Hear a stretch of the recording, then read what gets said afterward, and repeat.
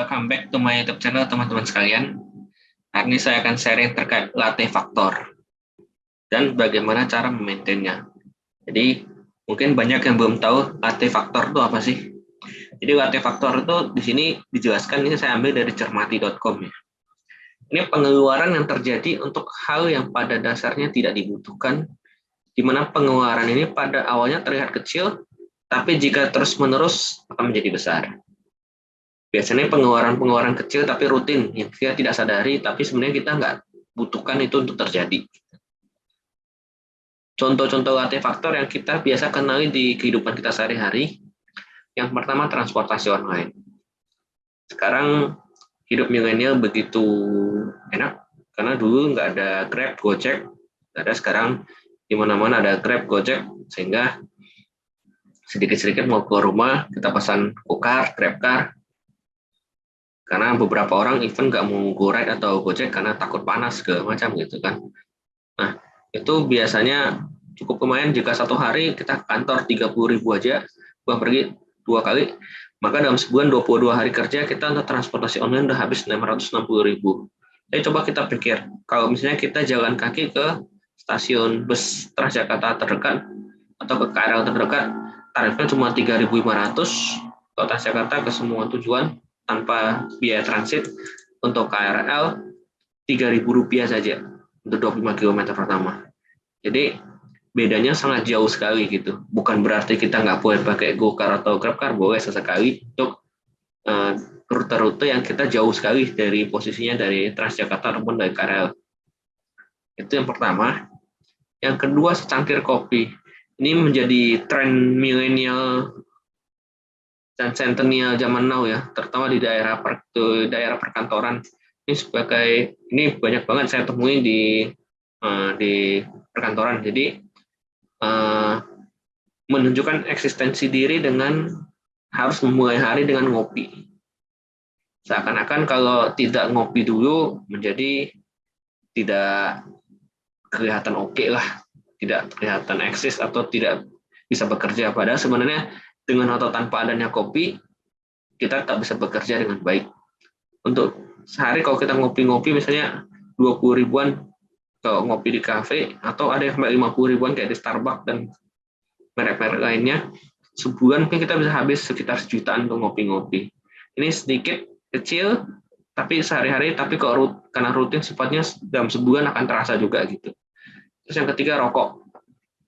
Rokok ini hanya bagi orang yang merokok ya, karena sebagian cowok itu merokok itu pilihan sih ya. Tapi memang kalau rokok itu bisa dikurangi, itu akan cukup membantu saving income kita ya. Jadi sehari katakanlah satu bungkus Rp22.000, maka sebulan itu sekitar Rp660.000 biaya untuk merokok. Jadi ini termasuk latte factor juga, karena kan rokok itu kan mungkin dinilai sehari 22.000 sebungkus mungkin tidak mahal, tapi karena rutin setiap hari sebungkus, maka dalam sebulan lumayan juga gitu.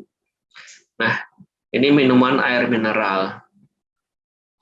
Jadi ini juga sering ya di perkantoran ya, biasanya banyak orang zaman sekarang itu merasa malu kalau membawa termos sendiri ke kantor. Jadi cenderung dia akan membeli air mineral ya, yang sebenarnya itu juga 600 ml sekitar 3.000-an, sampai yang gede itu mungkin sebesar 6.000, 7.000. Sebulan untuk air mineral saja bisa 200, 300, 400 ribu ya. Jadi itu kecil tapi rutin, dan dalam sebulan cukup lumayan juga untuk jadi pengeluaran bulanan kita gitu. Yang kelima, ini juga cukup sering, jajanan atau cemilan. Ini juga latte factor ya. Biasa ini kita sering nyemil-nyemil, mungkin nyemil kentang goreng, nyemil jajanan-jajanan kecil gitu kan, gorengan atau apa gitu. Tapi kalau sekali oke, tapi kalau rutin terus-menerus setiap hari, maka akan menjadi latte factor juga. Oke. Kemudian hobi beli baju dan aksesoris. Ini bisa perempuan ya, mungkin cewek-cewek ya. Jadi instead of mereka belum punya saving yang kuat untuk beli barang-barang atau baju-baju aksesoris yang branded, maka mereka akan beli baju-baju senada yang tidak branded dengan harga yang lebih murah untuk memenuhi hasrat belanja. Jadi ini juga sering dan cukup menguras ya, jadi latih faktor juga. Ditanya, jadi kita perlu tahu dan kita perlu menganalisa masing-masing kita itu punya latih faktor kita sendiri gitu. Seperti saya mungkin latih faktor saya mungkin cenderung di transportasi online karena ya saya lebih terbiasa mungkin kalau sebelum pandemi itu pakai Gojek atau Grab Ride gitu. Setelah pandemi mungkin untuk menghindari COVID-19 saya pakai GoCar ataupun GrabCar gitu untuk ke kantor dan pulang dari kantor gitu. Nah itu latih faktornya saya gitu yang juga hopefully karena pandemi sekarang jadi ke kantor juga nggak setiap hari jadi cukup bisa di saving ya. Jadi semua orang itu punya latih faktornya sendiri-sendiri ya. Jadi kita perlu cross check bagaimana kita bisa mengelola latih faktor kita masing-masing. Yang paling penting adalah kita mencatat pengeluaran kita karena latih faktor ini sebenarnya sifatnya adalah pengeluaran yang kecil-kecil tapi sifatnya rutin setiap hari dilakukan. Jadi cara kita bisa mengontrol itu adalah kita pencatatan.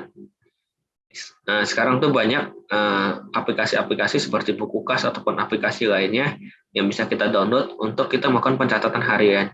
Sebenarnya pengeluaran harian kita setiap hari itu apa-apa aja sih itemnya dan memang perlu atau hanya sekedar mungkin ada latih faktornya kita gitu.